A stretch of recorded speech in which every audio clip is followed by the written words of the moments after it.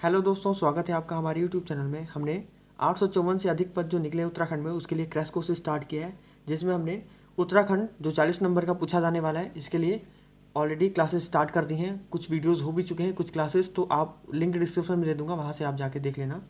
हमने उत्तराखंड की स्थिति और विस्तार पे जो टॉपिक है उसको डिस्कस कर लिया है। उसके बाद हमने उत्तराखंड का भौगोलिक विभाजन जो चैप्टर है इसको हमने स्टार्ट किया था, जिसमें ट्रांस हिमालयी क्षेत्र, उच्च हिमालयी क्षेत्र, मध्य हिमालयी क्षेत्र, शिवालिक क्षेत्र, दून द्वार क्षेत्र, भाबर क्षेत्र, तराई क्षेत्र और गंगा का मैदान, ये 8 क्षेत्रों में हमने उत्तराखंड को बांट रखा था। जिसमें हमने सबसे पहले देखा था कि उत्तराखंड का जो उत्तरी क्षेत्र है वो कौन सा है, ट्रांस हिमालयी क्षेत्र है।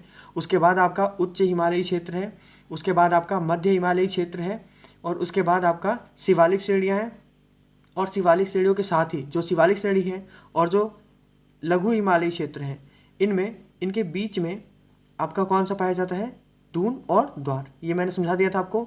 और इसी में जो शिवालिक श्रेणी है इसके दक्षिण में आपके भाबर क्षेत्र पाए जाते हैं, और भाबर के जस्ट बाद आपका जो तराई क्षेत्र होता है ये पाया जाता है। इसके अलावा गंगा नदी जो है गंगा का मैदान का निर्माण करती है। तो टोटल 8 प्रकार के क्षेत्र थे जिनके बारे में हमने अध्ययन किया था।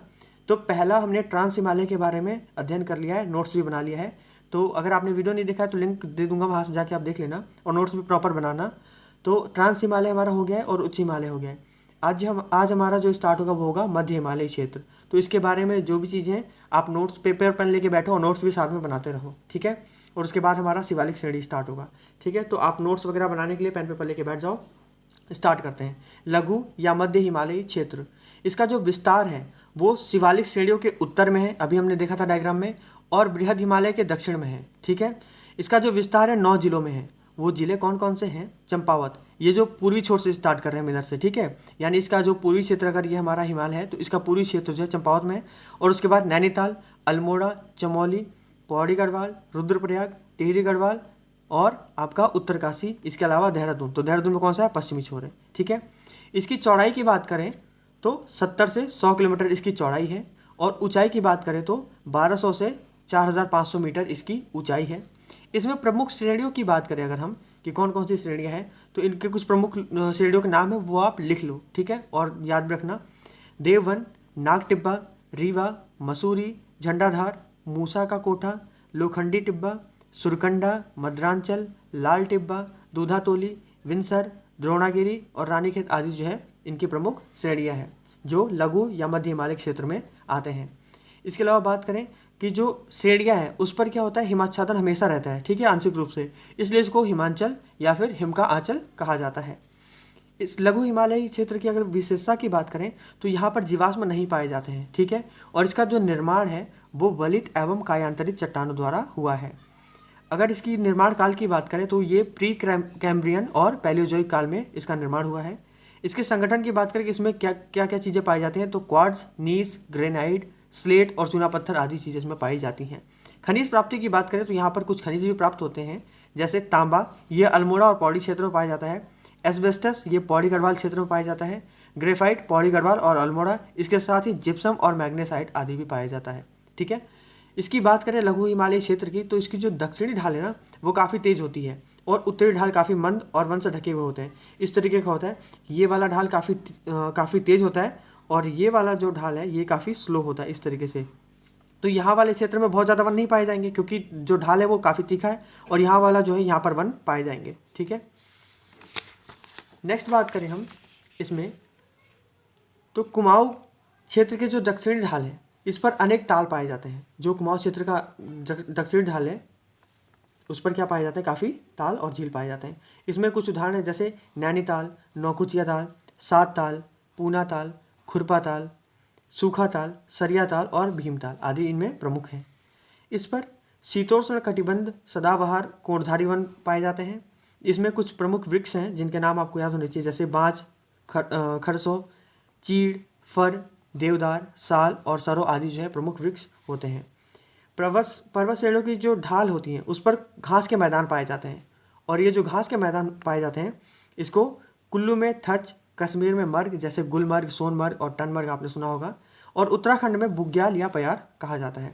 तो बहुत बार प्रश्न पूछा जाता है कि उत्तराखंड में जो घास के मैदान पाए जाते हैं उनको क्या बोला जाता है, तो बुग्याल या प्यार कहा जाता है, जो घास के मैदान होते हैं उनको।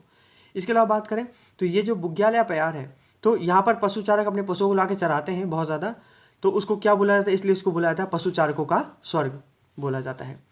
कृषि की बात करें यहाँ पर, तो यहाँ पर सीढ़ीदार खेती होती है। और फसलों की बात करें तो यहाँ पर धान, गेहूँ, ज्वार, मक्का और सब्जी आदि उगाई जाती हैं। फलों की बात करें तो यहाँ पर शीतोष्ण कटिबंधीय फल पाए जाते हैं, जैसे सेब, नाशपाती, चेरी और अखरोट आदि फल यहाँ पर काफ़ी अच्छी मात्रा में होते हैं। उत्तराखंड का पामीर, ये जो दूधातोली श्रृंखला है उसको क्या बोला जाता है, उत्तराखंड का पामीर बोला जाता है। और ये जो दूधातोली श्रृंखला है ये किस किस जिलों में विस्तृत है, तो ये है चमोली, पौड़ी, अल्मोड़ा जिलों में क्या है, विस्तृत है। यहाँ पर जो उत्तराखंड का पामीर है या दूधातोली श्रृंखला जो है, यहाँ पर 5 नदियों का उद्गम होता है। इनमें है पश्चिमी रामगंगा, अटागाड़, पश्चिमी नयार, पूर्वी नयार, वूनो और अन्य छोटी मोटी नदियों का भी निर्माण यहीं से होता है या उद्गम यहाँ से होता है। जो राजधानी है गैरसैंण अस्थायी जो है, ये भी जो चमोली में ये इसी क्षेत्र में स्थित है। तो ये आप ध्यान रखना कि जो हमारा गैरसैंण है वो भी इसी क्षेत्र में स्थित है। नेक्स्ट है आपका शिवालिक क्षेत्र। ये कहाँ पर है शिवालिक क्षेत्र, तो ये जो लघु हिमालय है उसके सिर्फ दक्षिण में स्थित है। ठीक है, तो इसकी स्थिति क्या हो जाएगी आपकी, लघु हिमालय के दक्षिण और भाबर के जस्ट उत्तर में। मैंने दिखाया था डायग्राम में आपको कि भाबर के जस्ट उत्तर में है।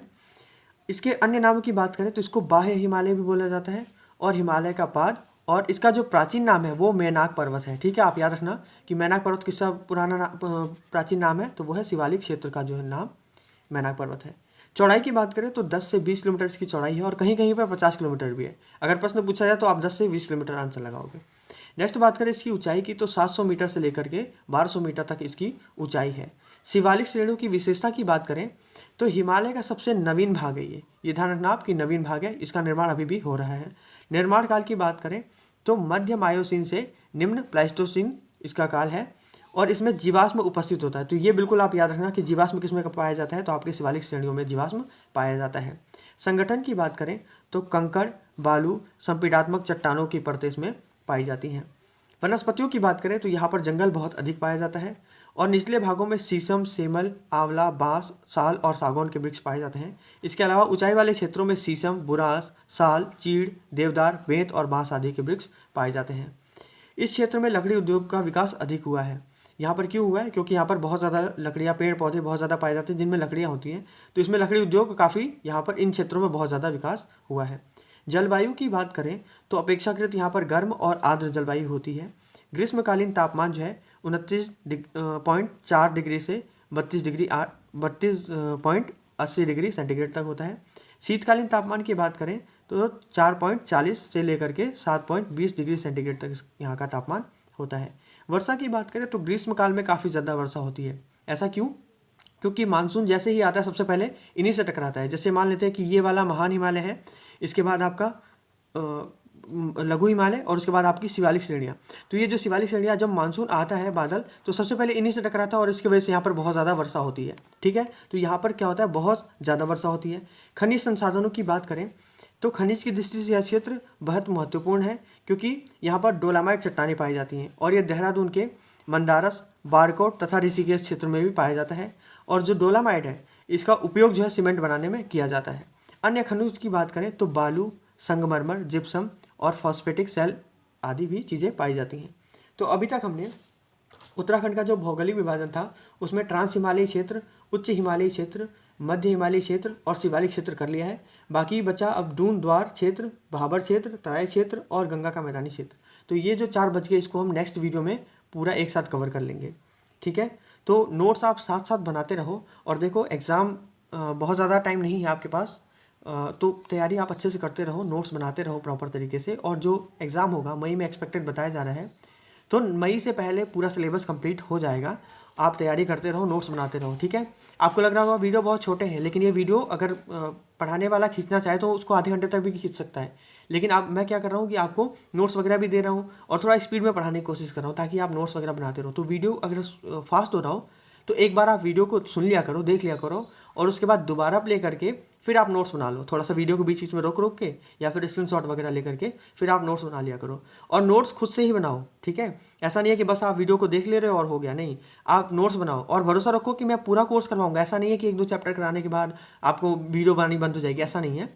हो सकता है एक आध दिन कभी स्किप हो जाए, बट वैसे मेरा ये रहेगा कि वीडियो डेली आती रहें।